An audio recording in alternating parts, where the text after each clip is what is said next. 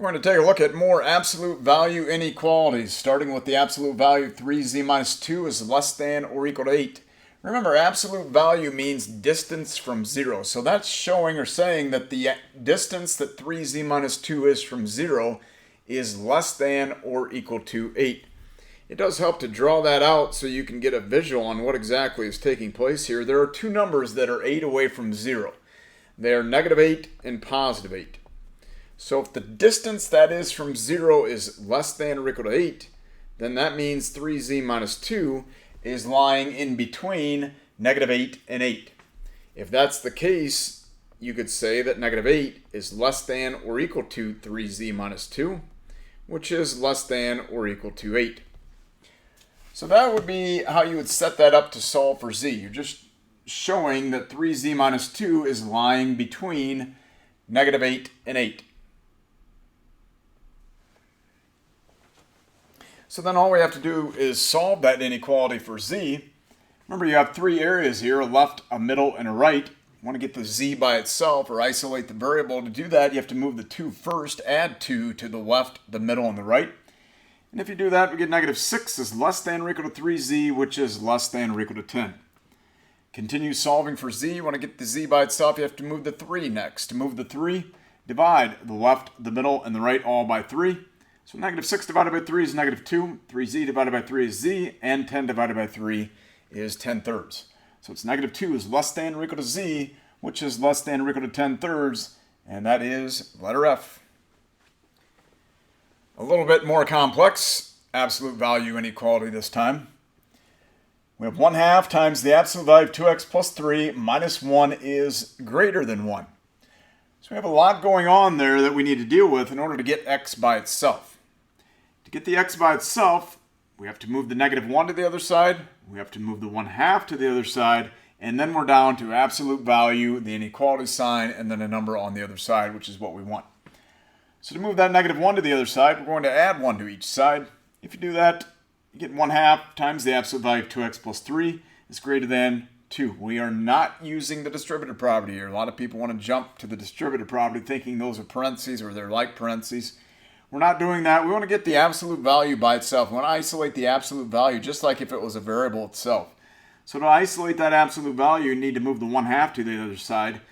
To do that, you can divide each side by 1/2, which is the same as multiplying by 2.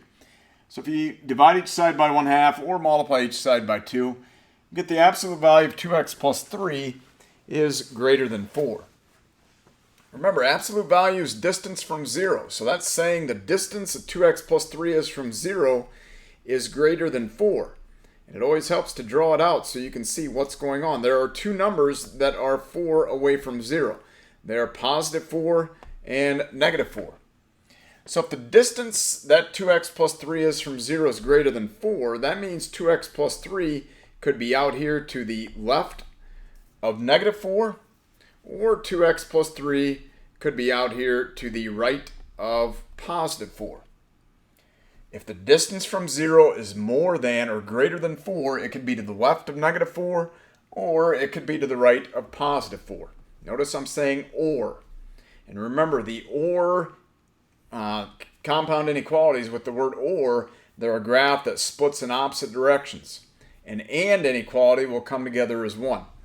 So for this 2x plus 3 being to the left of negative 4, you could write that as 2x plus 3 is less than negative 4. Or 2x plus 3 is to the right of positive 4. That means 2x plus 3 would be greater than 4. So there's your or inequality. And there's the graph that splits off in opposite directions. 2x plus 3 is less than negative 4, or 2x plus 3 is greater than 4. And that's how you would set that up in order to solve for x. Once again, 2x plus 3 is less than negative 4, or 2x plus 3 is greater than positive 4. Now you have two simple inequalities to solve for x. In that first one, subtract 3 from each side. You have 2x is less than negative 7. And the second one, subtract 3 from each side. 2x is greater than 1. Divide each side of each inequality by 2. End up with x is less than negative 7/2. That would be negative 3 1/2. Or x is greater than 1/2, which is letter B. So if we were to graph that, x would be to the left of negative 7 halves, so you'd put an open circle on negative 7 halves or an open circle on negative 3 1/2, and the arrow would go to the left. And x is greater than 1/2, you put an open circle on 1/2, and the arrow would go to the right. But the answer to this is letter B. Which is the correct graph for the solution of the absolute value of 2b plus 1 minus 3 is less than or equal to 2. So to figure out which of those is the correct graph, you just about have to solve that inequality for b. So to solve that for b, we need to isolate the absolute value to one side, get the absolute value by itself to one side, move everything else to the other side. So that negative 3 needs to be moved to the other side. To move that negative 3 to the other side, add 3 to both sides, and you get the absolute value of 2b plus 1 is now less than or equal to 5. Well, think about what that means in terms of distance from 0. That's showing or saying that the distance 2b plus 1 is from 0 is less than or equal to 5 because absolute value is distance from 0. Well, it does help to draw that out so you get a better idea of what's taking place. There are two numbers that are 5 away from 0. You have negative 5 and positive 5. If the distance that is from 0 is less than or equal to 5, that means it's going to lie between negative 5 and positive 5. So 2b plus 1 is in between negative 5 and 5. And if that's the case, you could say that negative 5 is less than or equal to, because you have the equal to sign there, less than or equal to 2b plus 1, which is less than or equal to 5. The distance that is from 0 is less than or equal to 5. It lies between negative 5 and 5. So you could say negative 5 is less than or equal to 2b plus 1, which is less than or equal to 5. So now you can solve this inequality. You have three areas here, a left, middle, and a right. So you need to get the b by itself by moving that 1. So to move that 1, you're going to subtract 1 from the left, the middle, and the right. If you do that, we end up with negative 6 is less than or equal to 2b, which is less than or equal to 4. Now you need to move that 2 away from the b. So to do that, divide the left, the middle, and the right all by 2. And you get negative 3 is less than or equal to b, which is less than or equal to 2. So the value of b lies between negative 3 and 2. It also includes negative 3 and 2. So it'd be a closed circle on negative 3, closed circle on 2 with a line between them. For this particular graph, it would be negative 1 is less than or equal to b, which is less than or equal to 0. This graph, b would be less than negative 3, or b would be greater than, less than or equal to negative 3. In this case, b would be greater than or equal to 2. And over here, b is less than or equal to negative 1, and here, b is greater than or equal to 0. But the correct answer to this is letter C.